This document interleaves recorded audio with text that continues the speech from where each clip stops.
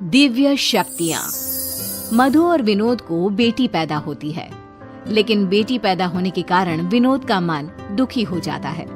इसलिए वो मधु को बिना बताए बच्ची को पानी में बहा देता है। बहते हुए बच्ची एक गांव के किनारे पहुंच जाती है, जहां के लोग एक ऐसे राक्षस से डरते हैं जिसका आधा शरीर मनुष्य का है और आधा जानवर का। वहां रैमिता नाम की एक औरत उस बच्ची को देख लेती है और पानी से उठा लेती है। ये इतनी सुंदर गुड़िया है, कितना बेरहम होगा वो आदमी जिसने इसे पानी में छोड़ दिया। लगता है भगवान ने इसे मेरे लिए ही भेजा है। रैमिता बच्ची को अपने घर ले आती है और अपने पति नवीन को सब कुछ बता देती है। नवीन कहता है, आज से हम बेटी के भी माँ बाप हो गए हैं। अब इस घर में भी चहल पहल हो जाएगी। अब मेरी गुड़िया का नाम किंजल होगा। रैमिता और नवीन किंजल को अपनी बेटी बनाकर अपने साथ रख लेते हैं। जब रैमिता किंजल के कपड़े बदलती है तो उसकी पीठ पर एक त्रिशूल का निशान देखती है और तुरंत गांव की एक बूढ़ी औरत को बुलाती है और उसे निशान दिखाती है।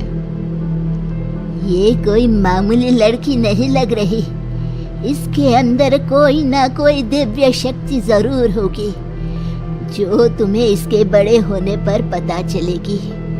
लगता है ये इस गांव को बचाने के लिए आई है।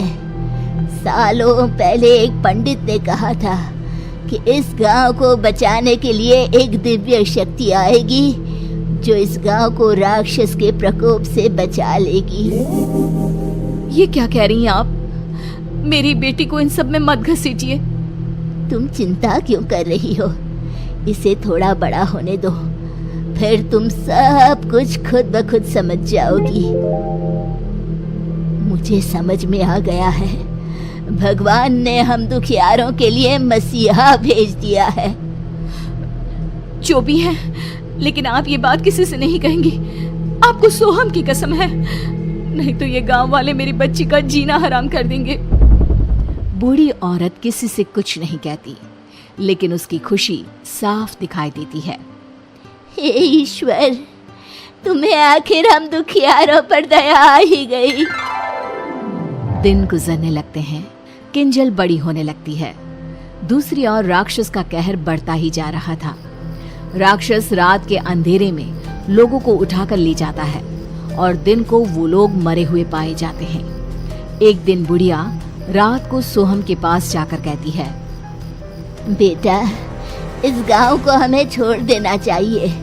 वो राक्षस अगर तुम्हें ले जाएगा तो मेरा क्या होगा?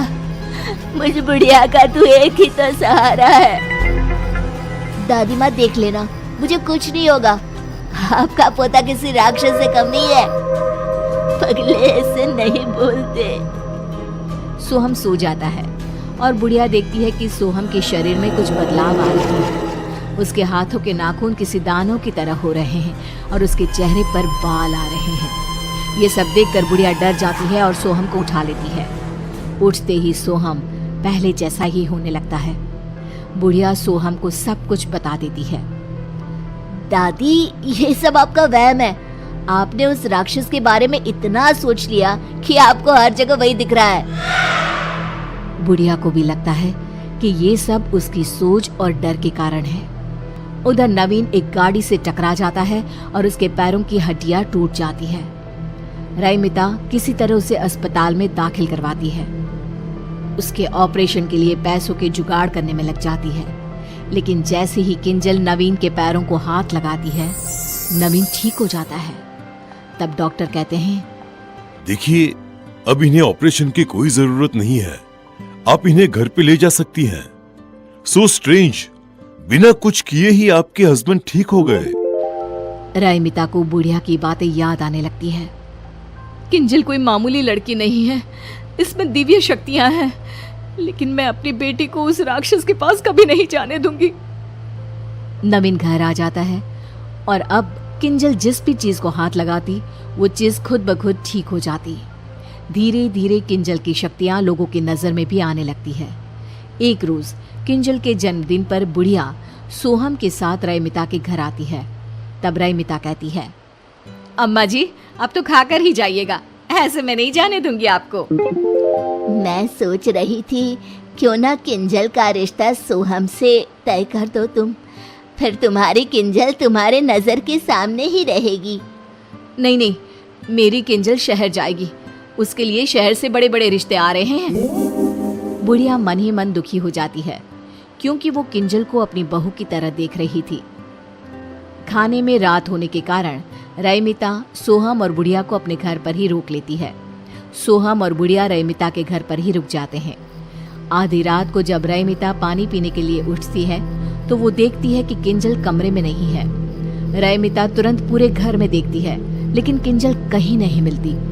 रईमिता रोने लगती है और नवीन को उठाकर कहती है, हमारी किंजल कहीं नहीं मिल रही है, कहीं उसे वो राक्षस उठाकर ले तो नहीं गया होगा। मैं मर जाऊंगी, मेरी किंजल को कुछ भी हुआ तो। बुरा क्यों सोचती हो? इतने में बुढ़िया आकर कहती है, मेरा सोहम भी नहीं मिल रहा। लगता है दोनों बच्चे उस राक्षस के हत्थे चढ़ गए हैं। चलो उस जंगल की ओर चलते हैं जहाँ वो लोगों को उठाकर ले जाता है। आप दोनों यहीं रहिए, मैं जाता हूँ। अगर वो राक्षस आप दोनों को भी ले गया तो मैं क्या करूँगा? मैं जी कर भी क्या करूँगी, मेरे लिए सब कुछ मेरा पोता ही तो है, मुझे भी ले चलो। तीनों जंगल की ओर जाते हैं लेकिन रास्ते में किंजल और सोहम कहीं दिखाई नहीं देते। बुढ़िया सोहम सोहम चिल्लाती जंगल में चली जाती है और देखती है कि किंजल भाग रही है और राक्षस उसके पीछे है। किंजल, मेरी बच्ची, तुझ में दिव्य शक्तियाँ है, तू इस राक्षस को मार सकती है और मेरे सोहम को बचा सकती है बेटा। मुझे कुछ समझ में नहीं आ रहा दादी माँ। नवीन और रईमिता भी किंजल की आवाज सुनकर जंगल में घुस जाते हैं। रईमिता किंजल के पास चली जाती है और राक्षस गुर्राते हुए तेजी से किंजल की ओर बढ़ने लगता है। मेरी बेटी को छोड़ दे, चाहे मेरी जान ले ले। राक्षस रईमिता को मारने आता है और किंजल अपनी माँ को बचाने के लिए चाकू राक्षस को मार देती है। राक्षस गुर्राने लगता है और जमीन पर गिर जाता है। अब मेरा सोहम भी मिल जाए बस।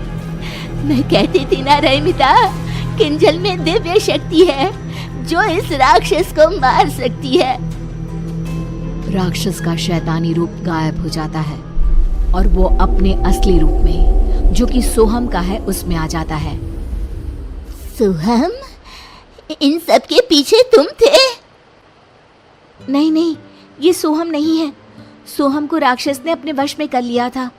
हर 21 साल में वो अपना शरीर बदलता है। इस बार वो सोहम को चुनने वाला था। किंजल, तुम ना होती तो मैं बुढ़िया अपना आखिरी सहारा भी खो देती। गांव राक्षस के कहर से मुक्त हो जाता है और किंजल की शादी सोहम से हो जाती है।